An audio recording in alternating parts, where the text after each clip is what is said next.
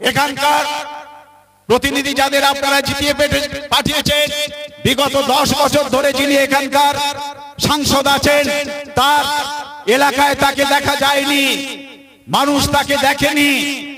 কিন্তু আমাকে জেতালে, আমি যদি এলাকায় জনসংযোগ না রাখি জেতার পরে, তাহলে দল আমাকে বহিষ্কার করবে। সাথী, এটাই তফাৎ, আমাদের এটাই তফাৎ। সুতরাং এই যে 10 বছরের প্রতিনিধি কে বিসর্জন দেওয়ার পরিকল্পনা, বিসর্জন দেওয়ার সিদ্ধান্ত এই জয়নগর পার্লামেন্ট কেন্দ্রের মানুষ নিয়ে নিয়েছে। কিন্তু বিসর্জন দিয়ে কাকে আনবেন? আর একজন কোবা প্রতিনিধিকে আনবেন নাকি সরব প্রতিনিধিকে আনবেন? তা আপনাদের সিদ্ধান্ত নিতে হবে এবং সমস্ত মানুষকে, আপামর জনসাধারণকে বোঝাতে হবে, বিশেষ করে মায়েদের বোঝাতে হবে। মায়েদের যে লক্ষ্মীর ভান্ডার দিয়ে, যে ভিক্ষাশ্রী দিয়ে, 500,000 টাকা দিয়ে, যেটা মুখ্যমন্ত্রী গোয়ায় গিয়ে ঘোষণা করেছিলেন 5,000 টাকা, আর এখানে 500 টাকা দিয়ে তাদের অসম্মান করেছেন। এই যে ভিক্ষে দিয়ে তাদের সন্তানের যে শিক্ষা, চিকিৎসা, খাদ্য, কর্মসংস্থান সমস্ত কিছু কেড়ে নিয়ে, এমনকি সন্দেশখালীর বেতাজ বাদশারা চোখ খুলে দিয়েছে মানুষের, ওখানকার মহিলারা মানুষের চোখ খুলে দিয়েছে। তারা রাত বিরেতে ঘরের সুন্দরী বধূ অথবা কন্যাদের ডেকে নিয়ে সেখানে পার্টি অফিসে রাত্রি কাটাতে বাধ্য করতেন, মহিলাদের, মা বোনদের ইজ্জত লুটতে, এরকম জঘন্য কাজ করতেও তারা দ্বিধাবোধ করেনি। সবই হয়েছে মুখ্যমন্ত্রীর আশীর্বাদ থাকা। এই সমস্ত বেতাজ বাদশারা সব করেছেন মুখ্যমন্ত্রীর প্রশ্রয়ে। তিনি একজন মহিলা মুখ্যমন্ত্রী হয়ে সন্দেশখালী, যে সন্দেশখালী সারা বিশ্বে তোলপাড় ফেলেছে, সেই সন্দেশখালী নিয়ে তিনি একটিও কথা খরচ করেননি। উপরন্তু তিনি বলেছেন শেখ শাহজাহান খুব ভালো মানুষ, তার সম্পদ। সাথী, আপনাকে বোঝাতে হবে, আপনাকে বুঝতে হবে, মা বোনেদের বোঝাতে হবে 50% মহিলা ভোটার, তার সন্তানের জন্য কি ব্যবস্থা রেখেছে। মদের ঢালাও, পাউচ প্যাকেট থেকে শুরু করে মদ, গাঁজা, সাতটা জুয়ার ঢালাও ব্যবস্থা করে রেখে তাদের সন্তানকে বিপদে যাওয়ার একেবারে 16 কলা পূর্ণ করে রেখেছে। তাদের এদের বোমা বন্দুক নিয়ে জীবন বাজি রেখে এদের ভোট লুটে নামতে হবে, না হলে পরিযায়ী শ্রমিক হয়ে দালাল মারফত ভিন রাজ্যে অথবা বিদেশে পাড়ি দিতে হবে। তো মায়েরা, আপনাদের সিদ্ধান্ত নিতে হবে, সন্তানকে সুনিশ্চিত ভবিষ্যৎ দেবেন না এই সমস্ত যারা এতদিন আপনাদের বিশ্বাসের প্রতি চরম প্রতারণা করেছে, তাদেরকে আবার ক্ষমতায় বসাবেন। তাই সেই চরম প্রতারণার প্রতিশোধ এবারের ভোটে আপনাদের নিতে হবে। আগামী 1 জুন যে দিন আসছে, সেই দিনে আপনাদের এই চরম প্রতারণার প্রতিশোধ নিতে হবে। আপনারা শাসক দলের মিছিলে ঘুরুন, ওদের টাকা পয়সা নিন, কিন্তু ঠিক জায়গায় গিয়ে আপনারা খাম চিহ্নে ভোট দিন। এই খাম চিহ্ন আপনার সন্তানদের ভবিষ্যৎ সুনিশ্চিতের প্রতীক। এই খাম চিহ্ন আপনার মান সম্মান রক্ষার প্রতীক। এই খাম চিহ্ন আপনার আদর্শ সমাজ প্রতিষ্ঠার প্রতীক। এই খাম চিহ্ন হিংসা মুক্ত রাজনীতি প্রতিষ্ঠার প্রতীক।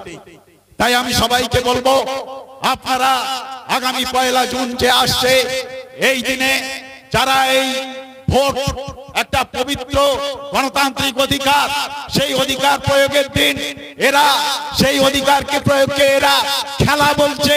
কি খেলা? আমাদের মানুষদের রক্তের হোলি খেলা করে এরা মসনদে বসছে। সেই হোলি খেলা, রক্তের হোলি খেলা বন্ধ করে আমাদের ভোটকে যথাযথভাবে, মহান অধিকারকে যথাযথভাবে প্রয়োগ করতে হবে।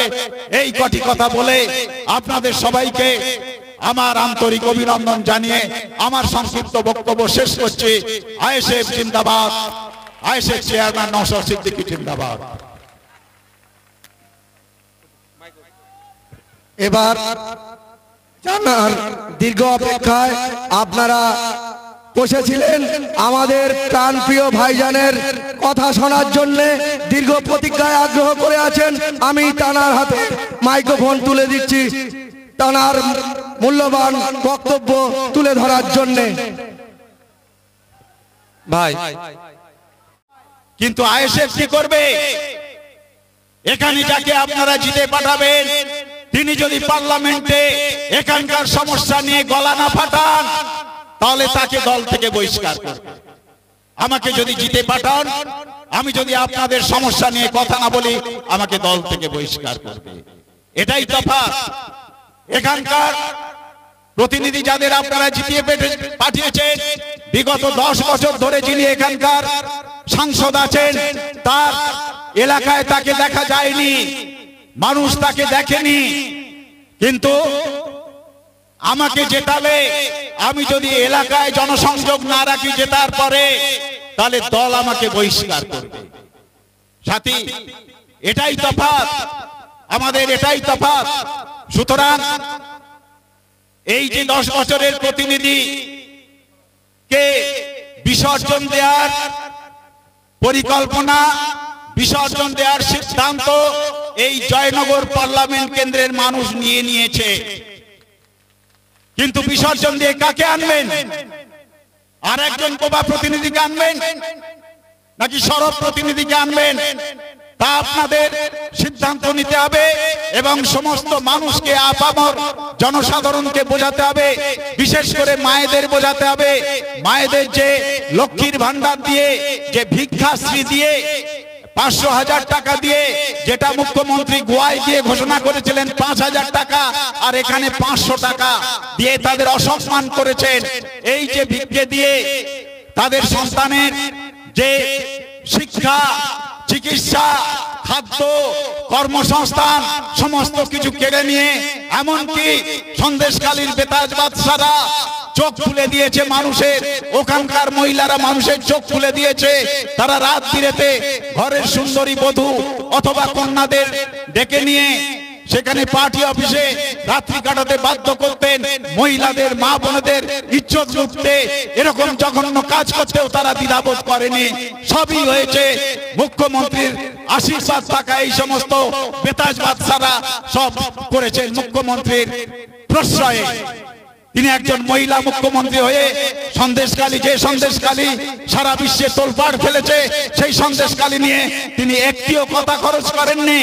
উপরন্তু তিনি বলেছেন শেখ শাহজাহান খুব ভালো মানুষ, তার সম্পদ।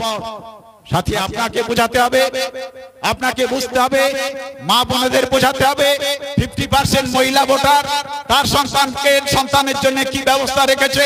মদের ঢালাও, পাউচ প্যাকেট থেকে শুরু করে মদ, গাঁজা, 60টা জুয়ার ঢালাও ব্যবস্থা করে রেখে তাদের সন্তানকে বিপদে যাওয়ার একেবারে 16 কলা পূর্ণ করে রেখেছে।